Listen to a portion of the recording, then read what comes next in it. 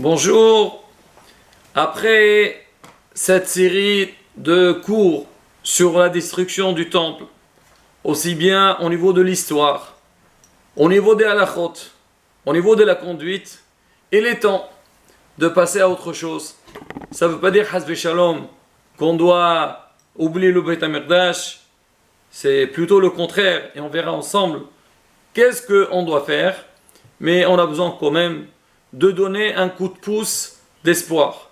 Rabotai, c'est pas moi qui va le faire, mais déjà, ça a été déjà tracé par le créateur du monde, Akadosh Baruch Hu.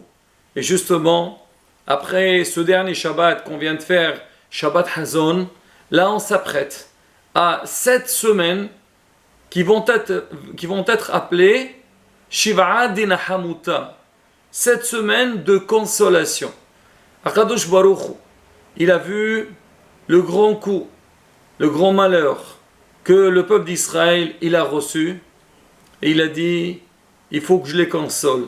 Pourquoi il va les consoler? Tu tapes, après tu viens consoler, pour dire que quoi? Que on a besoin d'avoir l'espoir. C'est vrai que la destruction a été calculée. Malheureusement, c'est nous que l'avons causé. Akadosh Baruch Hu, il était dans l'obligation de le faire. Mais derrière ça, Akadosh Baruch Hu dit, ne vous inquiétez pas, moi je vous console, parce que je vous promets que vous l'aurez. Et bien, il y a lieu de rapporter un midrash très intéressant au moment de la destruction du temple. Vous savez, Rabotai, que le Beit HaMikdash, le temple, alors lui, il s'est déroulé avec des miracles à ne pas en finir. Il faut seulement lire les midrashim, lire dans les écrits et voir des miracles tous les jours. Alors parmi les miracles qu'on voyait dans le Beit HaMikdash, il y avait ce qu'on appelle les chérubins. Chérubins, c'était la forme de deux bébés, de deux enfants, qui étaient mis un en face de l'autre. Alors, le Midrash nous raconte, la Gemara rapporte, c'est que, c'est dans la Torah, c'est marqué quand le Ham Israël, il faisait la volonté d'Akadosh Baruch Hu, alors les deux chérubins, ils se voyaient l'un face à l'autre.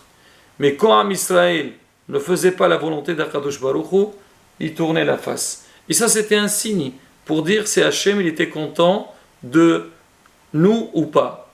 Ce qui est intéressant à voir et entendre à la bataille, c'est qu'au moment de la destruction du temple, quand l'ennemi il est entré à l'intérieur, au sein des saints, dans le Beit HaMikdash, il a vu que les deux chérubins, ils étaient l'un en face de l'autre et pratiquement, ils s'attrapaient. Eux, ils s'en moquaient de ça, mais c'était pour nous une info très importante pour dire que quoi, hein? Ben sachez que pendant ce moment-là, Hachem il est content de vous. On a dit que quand Am Israël ne font pas la volonté d'Akadosh Baruch Hu, ils avaient la face derrière ces chérubins-là. Et comment ça se fait pendant ce temps-là, ils étaient l'un en face de l'autre? C'est pour dire que quoi? Que Akadosh Baruch Hu, il y a Am Israël. Même que j'ai détruit le Beit HaMikdash, j'avais pas le choix. J'étais obligé de le faire. Mais sachez, il y a une possibilité. Moi et vous, ce n'est pas la séparation totale. Il va arriver un jour qu'on va se coller. Il y a beaucoup d'explications sur cette scène-là. On dit que Béhémet, pourquoi les chérubins, ils étaient l'une face à l'autre? Parce qu'au moment de la destruction du temple, Am Israël, il a réalisé sa grande faute et ils ont fait une très grande teshuva. Et donc les chérubins, c'était quoi? Donc ils ont vu que le peuple d'Israël a fait teshuva, donc ils se sont mis l'un face à l'autre. Rabotai, tout ça pour nous dire que quoi? Pour nous dire que même que on a perdu le Beit HaMikdash, même que c'était une très grande punition, ben Hazrat Hashem, il faut espérer que si Dieu veut, il reviendra un jour. C'est ce qu'on va faire, Hazrat Hashem, à partir de ce Shabbat. Shabbat Nahamu, Nahamu, Nahamu Ami, et toutes les semaines, pendant 7 semaines, on fait des parachiotes, on lit des parachiotes pour consoler le clan d'Israël. Et si on voit ça, ça peut nous donner que le grand espoir. Et c'est pas n'importe qui est en train de nous consoler. C'est Akadosh Baruch Hu.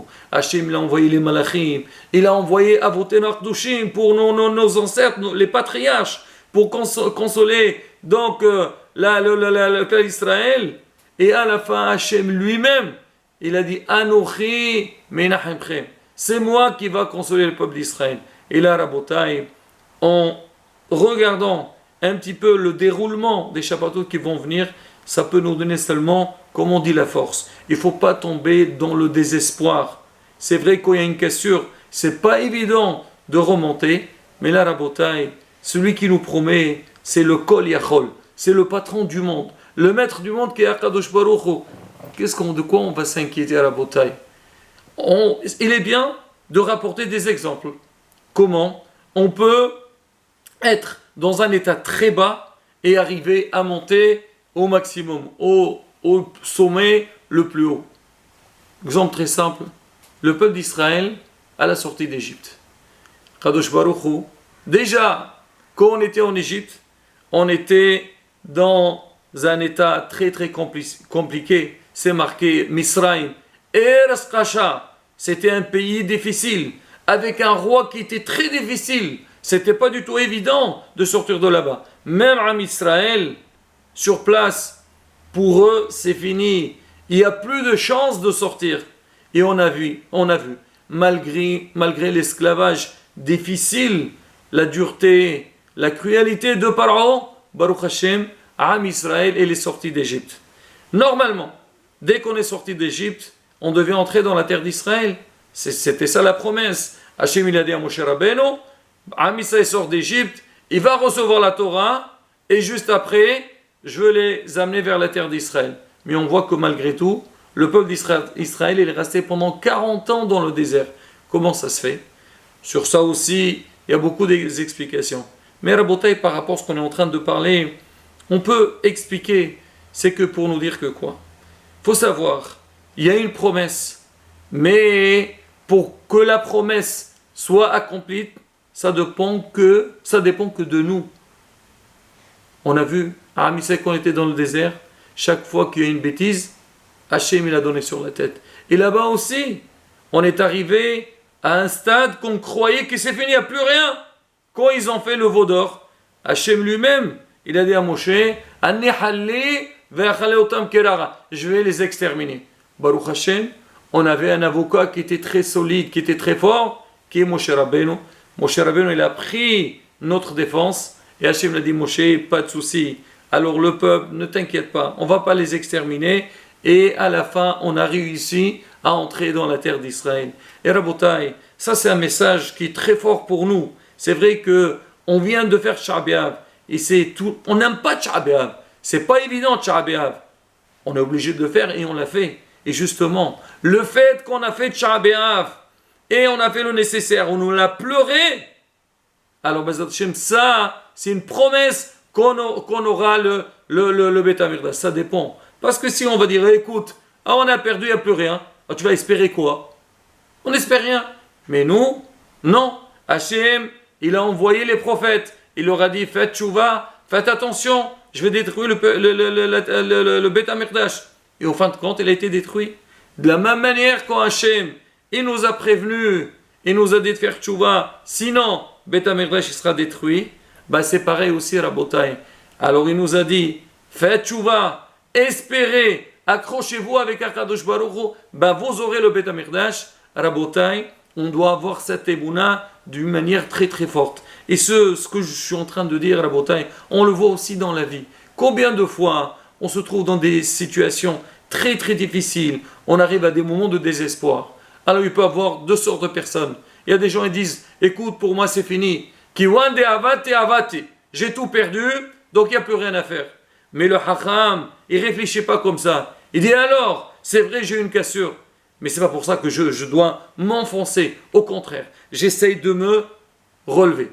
Alors c'est vrai que s'il y a quelqu'un qui peut nous aider, qui peut nous parler, qui peut nous donner des conseils comment faire pour nous relever, c'est le top. Mais sinon, il faut soi-même avoir cette force et ce courage pour monter. Et là, Rabotai, nous, c'est qui est en train de nous promettre pour nous dire, sachez que cette cassure, elle est difficile. Vous n'êtes pas les seuls à être touchés par cette cassure. Même Hachem, c'est marqué Galta Israël, Galta Shechina Immahem. Am Israël est parti dans l'exil, même la Shechina aussi, elle est partie en exil, Rabotai.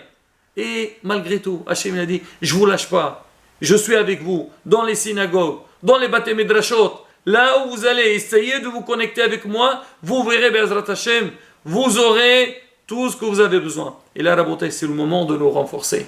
Essayons, Be'ezrat Hashem, de prendre les choses en main, faire le nécessaire, suivre les instructions que nos maîtres nous ont données, Be'ezrat Hashem, on verra la réussite. Et on peut prendre un exemple très simple, Rabotai. Aujourd'hui, qui peut conduire sans GPS? Tout le monde aujourd'hui. Même celui qui connaît le chemin, il te dit non, je veux prendre le GPS. Pourquoi? Parce que lui va me donner des chemins donc plus simples et qu'on peut arriver plus tôt. Des fois, on est dans des monts, on se dit c'est fini. Tout est bloqué, on ne peut pas passer. Et on regarde, monsieur, le GPS, il nous dit vous allez arriver en 20 minutes. Mais comment on va arriver? Mais est-ce qu'on a vu un petit peu donc ces embouteillages? Non, il y a un passage, vous pouvez le prendre, vous allez. Rabotai, on l'écoute ou on l'écoute pas? Il y a des gens qui veulent faire le hacham, ils vont pas l'écouter, ils vont voir, c'est pas 20 minutes, c'est 1 heure de temps.